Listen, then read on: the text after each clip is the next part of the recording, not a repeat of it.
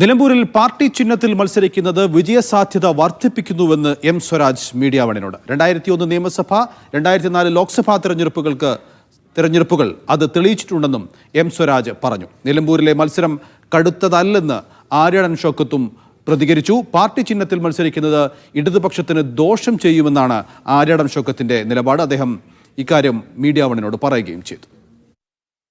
2001 തെരഞ്ഞെടുപ്പിൽ സ്വതന്ത്ര സ്വഭാവമുള്ള സ്ഥാനാർത്ഥിയായിരുന്നു LDF-ന്റെ. 2004 തൊട്ടുപുറകെ വന്ന പാർലമെന്റ് തെരഞ്ഞെടുപ്പിൽ ഇവിടെ മത്സരിച്ചത് പാർട്ടി ചിഹ്നത്തിലാണ്. പാർട്ടി നേതാവാണ് മത്സരിച്ചത്. ആ തെരഞ്ഞെടുപ്പിൽ നിലമ്പൂർ അസംബ്ലി മണ്ഡലം പരിധിയിൽ ആയിരക്കണക്കിന് വോട്ടിന്റെ ഭൂരിപക്ഷമാണ് കിട്ടിയത്. ഇത് അടുത്തടുത്ത ഇടവേളകളിൽ നടന്ന രണ്ട് തെരഞ്ഞെടുപ്പാണ്. ഒന്ന് സ്വതന്ത്ര ചിഹ്നമാണ്, ഒന്ന് പാർട്ടി ചിഹ്നമാണ്. ആ ഉദാഹരണം കണക്കിലെടുത്തു കഴിഞ്ഞാൽ ഇത്തവണ പാർട്ടി ചിഹ്നത്തിൽ മത്സരിക്കുന്ന സ്ഥാനാർത്ഥിക്ക് വൻ ഭൂരിപക്ഷം കിട്ടണം. ആ ഉറപ്പുണ്ടോ സുരേഷ്? ഇടതുപക്ഷ ജനാധിപത്യ മുന്നണി പ്രവർത്തകർ വലിയ ആഹ്ലാദത്തിലാണ്, അവർ വലിയ ആവേശത്തിലാണ്. നിങ്ങൾ ഈ പറഞ്ഞതുപോലെ തന്നെ മികച്ച ഭൂരിപക്ഷം നേടി വിജയിക്കും എന്ന ഉറച്ച വിശ്വാസമാണ് മണ്ഡലത്തിലുടനീളം സ്വീകരണ കേന്ദ്രങ്ങളിലൂടെ കടന്നു പോകുമ്പോൾ എല്ലാ LDF പ്രവർത്തകരുടെയും മുഖത്തു നിന്ന് എനിക്ക് വായിച്ചെടുക്കാൻ കഴിയുന്നത്. ഞങ്ങളെല്ലാം ആ ആവേശത്തിലാണ്. പൊതുവിൽ നിലമ്പൂര് UDF-ന് അനുകൂലമായി നിൽക്കുന്ന മണ്ഡലമാണെന്നൊരു വിലയിരുത്തലുണ്ട്. പക്ഷേ ഇപ്പോൾ എം സ്വരാജ് സ്ഥാനാർത്ഥിയായി വരികയും CPM-ന്റെ അണികൾ ഒന്നാകെ വളരെ ശക്തമായി മുന്നിട്ടിറങ്ങുകയും ചെയ്തതിനു ശേഷം മത്സരം കടുത്തു എന്നൊരു തോന്നലുണ്ടോ താങ്കൾക്ക്? ഒരിക്കലുമില്ല. ഇവിടെ CPM കാൻഡിഡേറ്റ് വരുമ്പോഴൊക്കെ കണ്ടിട്ടുള്ള CPM-ന് വോട്ട് കുറയുക ചെയ്തിട്ടുള്ളത്.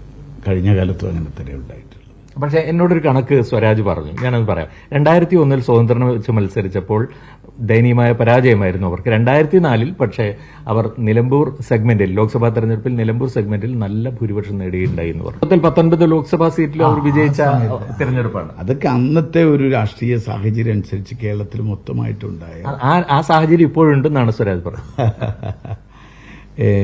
സാഹചര്യം നമുക്ക് വളരെ വ്യക്തമുണ്ട്. നിലമ്പൂരിനെ സംബന്ധിച്ചിടത്തോളം പിന്നെ വണ്ടൂര് കഴിഞ്ഞാൽ ഈ പറഞ്ഞ നമ്മുടെ വണ്ടൂര് കഴിഞ്ഞാൽ വയനാട് കോൺസ്റ്റിറ്റ്യുവൻസിയിൽ ഏറ്റവും കൂടുതൽ ഭൂരിപക്ഷം കൊടുത്തത് നിലമ്പൂരാണ്. ഇരു സ്ഥാനാർത്ഥികളും വലിയ പ്രതീക്ഷയാണ് പങ്കുവെക്കുന്നത്. ഇപ്പോൾ സെയ്ഫ് സൈലാബിദ്ദീൻ ചേരുകയാണ് നിലമ്പൂരിൽ നിന്ന് വിവരങ്ങൾ പങ്കുവെക്കാൻ. സെയ്ഫ്, പ്രചാരണം അവസാന ഘട്ടത്തിലേക്ക് എത്തിയിരിക്കുകയാണ്. സ്ഥാനാർത്ഥികൾ വലിയ പ്രതീക്ഷ തന്നെയാണ് ഇപ്പോഴും വെച്ചു പുലർത്തുന്നത്. എന്താണ് നിലവിലുള്ള അവസ്ഥ? അതായത് ഓരോ പ്രതീക്ഷ, അതായത് പാർട്ടി ചിഹ്നത്തിൽ മത്സരിക്കുന്നതുകൊണ്ടുള്ള പ്രതീക്ഷ, പാർട്ടി ചിഹ്നത്തിൽ അല്ലായിരുന്നെങ്കിൽ ഇങ്ങനെയാകുമായിരുന്നു ആര്യടൻ ഷൗക്കത്തിന്റെ മറുവാദം, ഇതെല്ലാം കൂട്ടി വായിക്കുമ്പോൾ എന്താണ് നിലവിൽ പ്രചാരണം അതിൻ്റെ അവസാന ഘട്ടത്തിലേക്ക് എത്തുമ്പോൾ ഇരുമുന്നണികളും ശരിക്കും അവർ ഉള്ളിൽ പ്രതീക്ഷിക്കുന്നത്?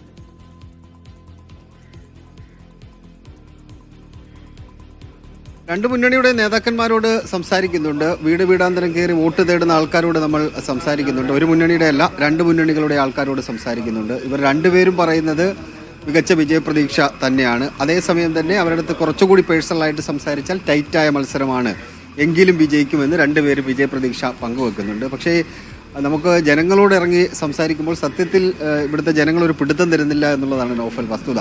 അവർ മൈക്ക് വെക്കുമ്പോൾ ചില കാര്യങ്ങൾ പറയും. അങ്ങനെ മൈക്ക് വെക്കാതെ പേഴ്സണലി സംസാരിക്കുകയാണെന്നുണ്ടെങ്കിൽ അവർ ആർക്ക് വോട്ട് ചെയ്യുമെന്ന് പേഴ്സണലി പോലും പറയില്ല. പക്ഷെ അവർക്കെല്ലാം കൃത്യമായ രാഷ്ട്രീയം ഉണ്ട് താനും. അതുകൊണ്ട് നിലമ്പൂരിൻ്റെ മൊത്തത്തിൽ നമുക്കത് മനസ്സിലേക്ക് ആവാഹിച്ചെടുക്കാനോ മനസ്സിലാക്കിയെടുക്കാനോ ഇതുവരെ കഴിഞ്ഞിട്ടില്ല എന്നുള്ളതാണ് ഒരു ഫാക്റ്റ്. എന്തായാലും കുറച്ച് സമയങ്ങൾ കൂടി മാത്രമേ ഉള്ളൂ. അത് പരമാവധി വോട്ടാക്കി മാറ്റാൻ വേണ്ടിയുള്ള സകലമാന പണികൾ രണ്ട് മുന്നണികളും എടുക്കുന്നുണ്ട്. അൻവറിൻ്റെ റോഡ് ഷോ ഇന്നലെ 10 മണിക്കാണ് അവസാനിച്ചത്. നിലമ്പൂർ മുതൽ വഴിക്കടവ് ഒരു വലിയ ജനക്കൂട്ടം അതിനകത്ത് കാണാൻ കഴിഞ്ഞു. ഒരു ത്രികോണ പോരാട്ടത്തിന്റെ സ്വഭാവത്തിലേക്ക് അൻവറിന്റെ സ്ഥാനാർത്ഥിത്വം കൂടി എത്തി എന്നുള്ളതാണ് ഇന്നലത്തെ അൻവറിന്റെ ആ റോഡ് ഷോ കൊണ്ട് നമുക്ക് കാണാൻ കഴിഞ്ഞത്. അതുകൊണ്ട് ഈ വോട്ട്, അൻവർ പിടിക്കുന്ന വോട്ട് ആരുടേതാണ് എന്നുള്ളത് ഒരു ഡിസൈഡിങ് ഫാക്ടറാണ് നിലമ്പൂർ മണ്ഡലത്തിൽ എന്ന കാര്യത്തിൽ യാതൊരു തർക്കവുമില്ല. എത്രത്തോളം വോട്ട് പിടിക്കും എന്ന് ചോദിച്ചാൽ അത് 15,000-ന് മുകളിലാണെങ്കിൽ രണ്ട് മുന്നണികളെ ആശങ്കപ്പെടുത്തുന്ന കാര്യമായിരിക്കും. അൻവർ വലിയ പ്രതീക്ഷയൊക്കെ പങ്കുവെക്കുന്നുണ്ട്. പക്ഷെ അത്രയും ഇല്ലെങ്കിലും അൻവർ ഒരു ഡിസൈഡിങ് ഫാക്ടറായിട്ട് നമുക്ക് കഴിഞ്ഞ കുറേ ദിവസങ്ങളായി ആൾക്കാരോട് സംസാരിക്കുമ്പോൾ അങ്ങനെ തോന്നുന്നുണ്ട്. ഈ അവസാന ഘട്ടത്തിലാണ് ഈ അടിയൊഴുക്കുകൾ നിശ്ചയിക്കുന്നത്. നേതാക്കന്മാർ സകല അടവുകളും പയറ്റി മണ്ഡലത്തിലുണ്ട്.